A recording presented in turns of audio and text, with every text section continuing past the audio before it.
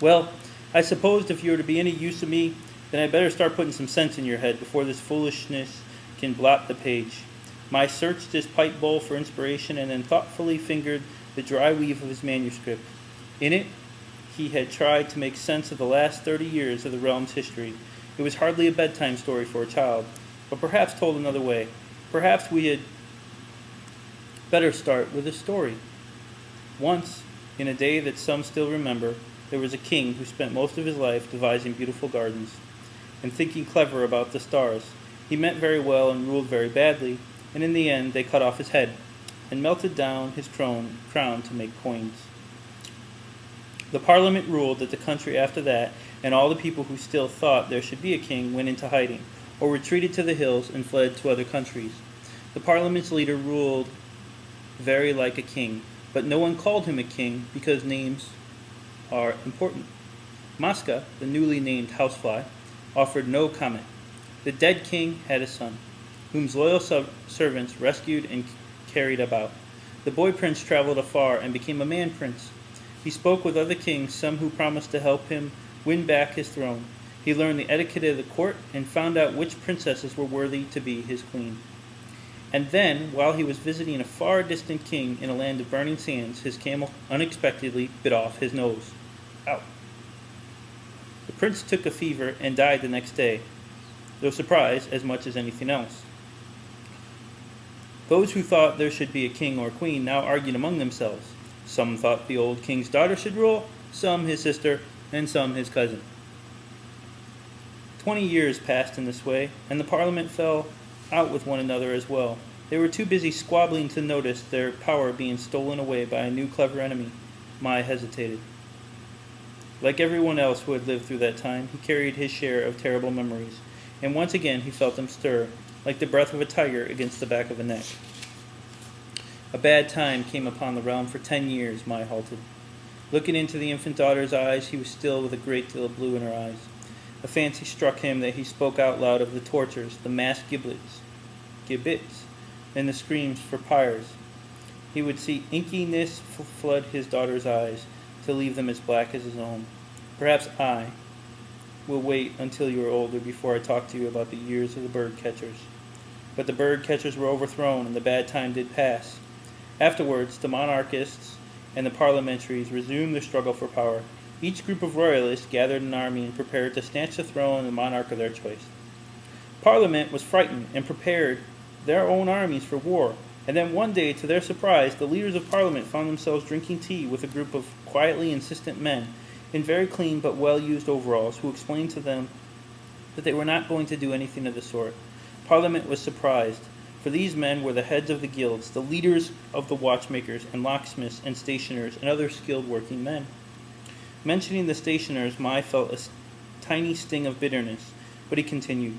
If you go to war, said the guild heads, you will suddenly find that there are no boots or coats for your troops. You will find that there are no flints for your pistols, and no shot for your muskets. No matter, said the leaders of the Parliament, our troops will be so inspired by their cause that they will fight in their shirts and in their socks, and they will use their swords and stones if they have no guns.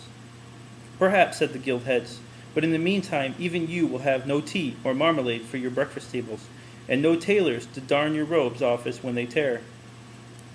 And so the leaders of Parliament went pale and asked for time to think about it. Meanwhile, on their own lands, the royal supporters prepared to march on the capital. But each and every one found themselves one day talking to a group of quietly insistent men in very clean but well-used overalls who explained to them that they would do nothing of the sort. You will promise loyalty to the Parliament, said the guild heads, or your city folk will have no flour or bread to slate or for their ruse. Our cause is so just, said the royalist leaders, that our people will hold out against such a siege, even if they are hungry, and snow piles up in their beds. Perhaps, said the guild heads, but in the meantime, no one will set your wives' hair into ringlets, and your horses will be ungroomed. And so the royalist leaders trembled, and they said they would give the answer the next day. The next day, the Parliament said that a monarch would be no bad thing, and set up a committee in the capital to look into it. One by one, the royalist leaders came to join the Parliament, and waited to find out who was destined to take up the crown and return the nation to its remembered glory. That, said Kwaliamai to his daughter, was 7 years ago. Today the realm still awaits the committee's decision. Shall I tell you what happened since then? I will show you our nation. It is... He reached for a supper plate. It is this cookie.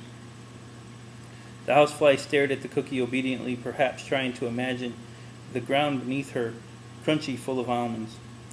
Our kingdom is like this. Mai brought his fist down sharply on the cookie, fracturing it. See, it still looks like a whole cookie, but it's cracked beyond repair. Every fragment flies a flag to a different king or queen. You see this? He picked out a butter-brown fragment. This chunk is the capital and its lands. And this piece, a piece crusted with a large nut, it's Galdspear. This is the medallion. And these bits are the countries of Ablamafetch. But there is no cookie anymore. The cookie we once lived is dying. Familiar pains were throbbing behind his eyes, and he paused to let them pass.